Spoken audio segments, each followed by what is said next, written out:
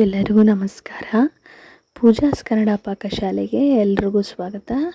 ಬನ್ನಿ ನಾವು ಇವತ್ತು ಯಾವ ರೀತಿಯಾಗಿ ಇನ್ಸ್ಟಂಟ್ ದೋಸೆಯನ್ನು ಮಾಡ್ಕೊಳ್ಳೋದು ಅಂತ ಹೇಳಿ ನಿಮಗೆ ಇವತ್ತಿನ ವಿಡಿಯೋದಲ್ಲಿ ತಿಳಿಸ್ಕೊಡ್ತೀನಿ. ಅದಕ್ಕಿಂತ ಮುಂಚೆ ಯಾರೆಲ್ಲ ನನ್ನ ಚಾನಲ್ನ ಸಬ್ಸ್ಕ್ರೈಬ್ ಮಾಡದೆ ನೋಡ್ತಿದ್ದೀರಾ, ದಯವಿಟ್ಟು ಸಬ್ಸ್ಕ್ರೈಬ್ ಮಾಡಿಕೊಂಡು ನೋಡಿ. ಇನ್ಸ್ಟಂಟ್ ದೋಸೆಯನ್ನು ನಾನು ರಾತ್ರಿ ಮಿಕ್ಕಿರೋ ಅನ್ನದಿಂದ ಮಾಡಿದ್ದೀನಿ ಅಂತ ಅಂದರೆ ನೀವು ನಂಬಲೇಬೇಕು. ಯಾವ ರೀತಿಯಾಗಿ ಮಾಡೋದು ಅಂತೇಳಿ ಬನ್ನಿ ತಿಳಿಸ್ಕೊಡ್ತೀನಿ. ರಾತ್ರಿ ಮಿಕ್ಕಿರೋ ಅನ್ನ ಒಂದು ಬೌಲಷ್ಟು ತೊಗೊಂಡಿದ್ದೀನಿ, ಅವಲಕ್ಕಿ ಒಂದು 1/4 ಬೌಲಷ್ಟು, ಮತ್ತು ಒಂದು ಬೌಲಷ್ಟು ಗಟ್ಟಿ ಮೊಸರನ್ನು ತೊಗೊಂಡಿದ್ದೀನಿ. ನೀವು ಗಟ್ಟಿ ಮೊಸರು ತೊಗೊಳ್ಳಿ. ನೋಡಿ ಈ ಥರ ಆದಮೇಲೆ ನಾನು ಅದೇ ಬೌಲಷ್ಟು 1 ಬೌಲಷ್ಟು ಅಕ್ಕಿ ಹಿಟ್ಟು ಮತ್ತು ಇದು ಏನು ಬರುತ್ತಲ್ಲ ಇಡ್ಲಿಗೆಲ್ಲ, ಇದು ಉಪ್ಪಿಟ್ಟಿಗೆಲ್ಲ ಯೂಸ್ ಮಾಡ್ತೀವಲ್ಲ ಸಣ್ಣ ರವೆ ಅಂತ ಹೇಳ್ತಾರೆ, ಅದನ್ನು ಯೂಸ್ ಮಾಡಿದ್ದೀನಿ. ನೋಡಿ ಈ ಥರ ಮೊದಲು ಅವಲಕ್ಕಿಯನ್ನು ನೀಟಾಗಿ ವಾಶ್ ಮಾಡಿ ಇಟ್ಕೊಳ್ಬೇಕು. ವಾಶ್ ಮಾಡ್ಕೊಂಡಾದ್ಮೇಲೆ ಒಂದು ಪಾತ್ರೆಗೆ ನಾನು ರೈಸನ್ನು ಹಾಕ್ಕೊಳ್ತಾ ಇದ್ದೀನಿ. ರೈಸ್ ಹಾಕ್ಕೊಂಡ್ಬಿಟ್ಟು ವಾಶ್ ಮಾಡಿರ್ತಕ್ಕಂಥ ಅವಲಕ್ಕಿಯನ್ನು ಕೂಡ ಹಾಕ್ಕೊಳ್ತಾ ಇದ್ದೀನಿ. ನೋಡಿ ಈ ಥರ ಹಾಕ್ಕೊಂಡು ಮಿಕ್ಸ್ ಮಾಡ್ಕೊಳ್ಬೇಕು. ಈ ಥರ ಮಿಕ್ಸ್ ಮಾಡ್ಕೊಂಡಾದ್ಮೇಲೆ ನಾನು ಅಕ್ಕಿ ಹಿಟ್ಟು ಮತ್ತು ರವೆ, ಸಣ್ಣ ರವೆ ಅಂತ ತೊಗೊಂಡಿದ್ನಲ್ಲ ಅದನ್ನು ಹಾಕ್ಕೊಳ್ತಾ ಇದ್ದೀನಿ. ಮತ್ತು ಅಕ್ಕಿ ಹಿಟ್ಟು ಹಾಕ್ಕೊಳ್ಳೇಬೇಕು. ನೀವು ಅಕ್ಕಿ ಹಿಟ್ಟು ಹಾಕ್ಕೊಳ್ಳೋದ್ರಿಂದ ನಿಮಗೆ ತುಂಬಾ ಪರ್ಫೆಕ್ಟಾದಂಥ ಕ್ರಿಸ್ಪಿಯಾದಂಥ ದೋಸೆ ಬರುತ್ತೆ. ನೋಡಿ ಈ ಥರ ಗಟ್ಟಿ ಮೊಸರು ಹಾಕ್ಕೊಂಡಿದ್ದೀನಿ. ಗಟ್ಟಿ ಮೊಸರೆಲ್ಲ ಹಾಕ್ಕೊಂಡು ನೀಟಾಗಿ ಈ ಥರ ಮಿಕ್ಸ್ ಮಾಡ್ಕೊಳ್ಬೇಕು. ನೀಟಾಗಿ ಮ್ಯಾರಿನೇಟ್ ಮಾಡ್ಕೊಳ್ಬೇಕು ಫಸ್ಟು. ನೋಡಿ ಈ ಥರ ನೀಟಾಗಿ ಮಿಕ್ಸ್ ಮಾಡಿಕೊಂಡು ಅದರಿಂದ 2 ಬೌಲಷ್ಟು ನಾನು ನೀರು ಹಾಕ್ಕೊಂಡಿದ್ದೀನಿ. ನೀರು ಹಾಕ್ಕೊಂಡು ಫಸ್ಟಿಗೆ ಮ್ಯಾರಿನೇಟ್ ಮಾಡ್ಕೊಳ್ಳೋದಕ್ಕೆ ಇಟ್ಕೊಳ್ಬೇಕು.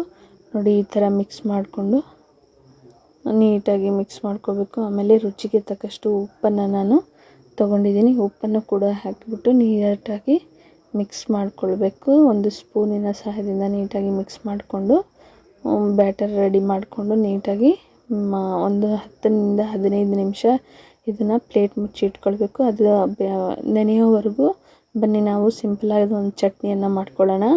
ಒಂದು ಹಂಚು ಮೇಲೆ ನಾನು ಸ್ವಲ್ಪ ಎಣ್ಣೆಯನ್ನು ಹಾಕ್ಕೊಂಡು ಒಂದು 5ರಿಂದ 6 ಹಸಿಮೆಣ್ಸಿಕಾಯಿ ಹಾಕ್ಕೊಳ್ತಾ ಇದ್ದೀನಿ. ಅದು ಫ್ರೈ ಆದಮೇಲೆ ಸ್ವಲ್ಪ ಕರಿಬೇವು ಸೊಪ್ಪು ಅದೇ ಹಂಚಿಗೆ ಹಾಕಿ ಬಿಸಿ ಆದಮೇಲೆ ಆಫ್ ಮಾಡಿಕೊಂಡು ಒಂದು ಮಿಕ್ಸಿ ಜಾರ್ಗೆ ನಾನು 1 ಹಿಡಿಯಷ್ಟು ಕೊಬ್ಬರಿ ಎಣ್ಣೆ ಹಾಕ್ಕೊಳ್ತಾ ಇದ್ದೀನಿ. 1 ಇಂಚಷ್ಟು ಶುಂಠಿಯನ್ನು ಕೂಡ ಇದಕ್ಕೆ ಹಾಕ್ಕೊಳ್ತಾ ಇದ್ದೀನಿ. ನೋಡಿ ಇಷ್ಟು ಶುಂಠಿಯನ್ನು ಹಾಕ್ಕೊಂಡಿದ್ದೀನಿ.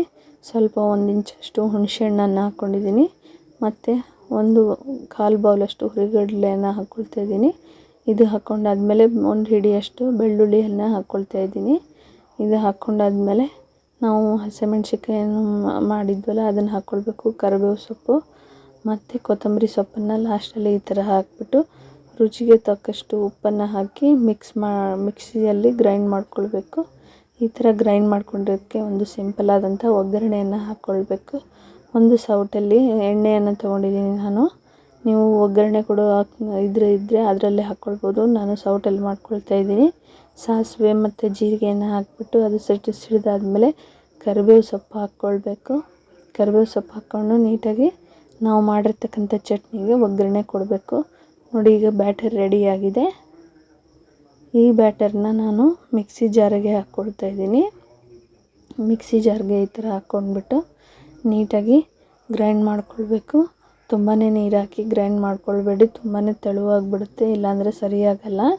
ನೋಡಿ ಈ ಥರ ಗ್ರೈಂಡ್ ಮಾಡ್ಕೊಳ್ಬೇಕು. ತುಂಬಾ ಗಟ್ಟಿಯಾಗಿ ದೋಸೆ ಹಿಟ್ಟೆಲ್ಲ ನಾವು ರುಬ್ತೀವಲ್ಲ ಅದೇ ಹದಕ್ಕೆ ನಾವು ರುಬ್ಬಿಕೊಳ್ಬೇಕು. ನೋಡಿ ಈ ಥರ ಕನ್ಸಿಸ್ಟೆನ್ಸಿ ಬರಬೇಕು. ನೀಟಾಗಿ ಈ ಥರ ಮಿಕ್ಸ್ ಮಾಡಿಕೊಂಡು ನಾನು ಉಪ್ಪು ಚೆಕ್ ಮಾಡಿಕೊಂಡು ಉಪ್ಪನ್ನು ಹಾಕ್ಕೊಳ್ತಾ ಇದ್ದೀನಿ. ಉಪ್ಪು ಹಾಕ್ಕೊಂಡು ನೀಟಾಗಿ ಮಿಕ್ಸ್ ಮಾಡ್ಕೊಂಡಾದ್ಮೇಲೆ ಸ್ವಲ್ಪ ಅಡುಗೆ ಸೋಡನ್ನು ಕೂಡ ಹಾಕ್ಕೊಳ್ಬೇಕು. ನೀವು ಯಾರಿಗೆ ಅಡುಗೆ ಸೋಡಾ ಹಾಕ್ಕೊಳ್ಳೋಕೆ ಇಷ್ಟ ಇಲ್ಲ ಅವರು ಈನೋ ಕೂಡ ಯೂಸ್ ಮಾಡ್ಬೋದು. ನಾನಿಲ್ಲಿ ಅಡುಗೆ ಸೋಡಾವನ್ನು ಯೂಸ್ ಮಾಡ್ತಾ ಇದ್ದೀನಿ. ನೋಡಿ ಈ ಥರ ಅಡುಗೆ ಸೋಡಾವನ್ನು ಹಾಕ್ಕೊಂಡು ನೀಟಾಗಿ ಮಿಕ್ಸ್ ಮಾಡ್ಕೊಳ್ತಾ ಇದ್ದೀನಿ. ಮಿಕ್ಸ್ ಮಾಡ್ಕೊಂಡಾದ್ಮೇಲೆ ಒಂದು 10ರಿಂದ 15 ನಿಮಿಷನಾದರೂ ಇದನ್ನು ರೆಸ್ಟಲ್ಲೇ ಬಿಡಬೇಕು. ಇಲ್ಲಾಂದರೆ ಇನ್ಸ್ಟಂಟಾಗಿ ಕೂಡ ಮಾಡ್ಬೋದು, ಆದರೆ ಸ್ವಲ್ಪ ಒಂದು 10 ಮಿನಿಟ್ಸ್ ಬಿಡೋದ್ರಿಂದ ಪರ್ಫೆಕ್ಟಾದಂತಹ ಜೇನಿನ ಗೂಡಿನ ಥರ ಆಗೋ ಥರ ನಿಮಗೆ ದೋಸೆ ಬರುತ್ತೆ. ನೋಡಿ ಈ ಥರ ಒಂದು 10 ಮಿನಿಟ್ಸ್ ಬಿಟ್ಟು ನಾನು ಪ್ಲೇಟನ್ನು ತೆಗೆದುಕೊಳ್ತಾ ಇದ್ದೀನಿ. ನೋಡಿ ಯಾವ ರೀತಿಯಾಗಿ ನಮ್ಮದು ಹಿಟ್ಟು ಉಬ್ಬಿದೆ ಅಂತ ಹೇಳಿ. ಈ ಥರ ಆದಮೇಲೆ ಒಂದು ಹಂಚನ್ನು ನಾನು ಕಾಯೋಕ್ಕೆ ಇಟ್ಟಿದ್ದೀನಿ. ದೋಸೆ ಹಂಚು ನೋಡಿ ಈ ಥರ ಕಾಯ್ದಿದೆ. ಕಾದಿರೋ ಹಂಚಕ್ಕೆ ನಾನು ಹಿಟ್ಟನ್ನು ಹಾಕ್ಕೊಳ್ತಾ ಇದ್ದೀನಿ. ನೋಡಿ ಈ ಥರ ಒಂದು ಸೌಟಿಂದ ಹಾಕ್ಕೊಳ್ಬೇಕು. ಈ ಥರ ಹಾಕ್ಕೊಂಡ್ಮೇಲೆ ಜಾಸ್ತಿ ತಿರುಗಿಸ್ಬಾರ್ದು, ಸ್ವಲ್ಪನೇ ಒಂಚೂರು ಆಡಿಸ್ಬೇಕಷ್ಟೇ. ಅಲ್ಲಿ ದಪ್ಪನೇ ಮಾಡ್ಕೊಳ್ಬೇಕು. ಈ ಥರ ಸೆಟ್ ದೋಸೆಗಳೆಲ್ಲ ಬರುತ್ತಲ್ಲ ಆ ಥರ ಮಾಡ್ಕೊಳ್ಬೇಕು. ನೋಡಿ ಎಷ್ಟು ಗೂಡಾಗಿ ಬಂದಿದೆ ಅಂತ ಹೇಳಿ ನಮ್ಮ ದೋಸೆ. ಈ ರೀತಿಯಾಗಿ ನೀವು ಕೂಡ ಪರ್ಫೆಕ್ಟಾಗಿ ಮನೆಯಲ್ಲಿ ದೋಸೆಯನ್ನು ಮಾಡ್ಕೊಳ್ಬೋದು. ಟೇಸ್ಟ್ ಕೂಡ ಅಷ್ಟೇ ತುಂಬಾ ಚೆನ್ನಾಗಿರುತ್ತೆ. ಇದಕ್ಕೆ ಮೇನ್ ಅಕ್ಕಿ ಹಿಟ್ಟನ್ನು ನೀವು ಹಾಕ್ಕೊಳ್ಳೇಬೇಕು. ಅಕ್ಕಿ ಹಿಟ್ಟಿಲ್ಲ ಅಂತ ಅಂದರೆ ಸ್ವಲ್ಪ ಅಕ್ಕಿಯನ್ನು ನೀವು ನೆನೆಸ್ಬಿಟ್ಟು ಅದನ್ನು ಗ್ರೈಂಡ್ ಮಾಡಿ ಕೂಡ ಹಾಕ್ಕೊಳ್ಬೋದು.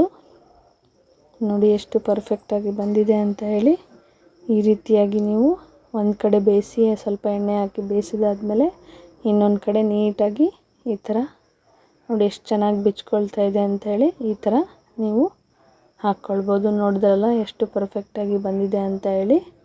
ಈ ಥರ ನೀವು ದೋಸೆಯನ್ನು ಮಾಡ್ಕೊಳ್ಬೋದು. ಈ ರೀತಿ ಮಾಡಿಕೊಂಡು ಯಾವ ರೀತಿಯಾಗಿ ಬಂದಿದೆ ಅಂತ ಹೇಳಿ ನನಗೆ ಕಮೆಂಟ್ ಮೂಲಕ ತಿಳಿಸೋದನ್ನು ಮರಿಬೇಡಿ. Thank you.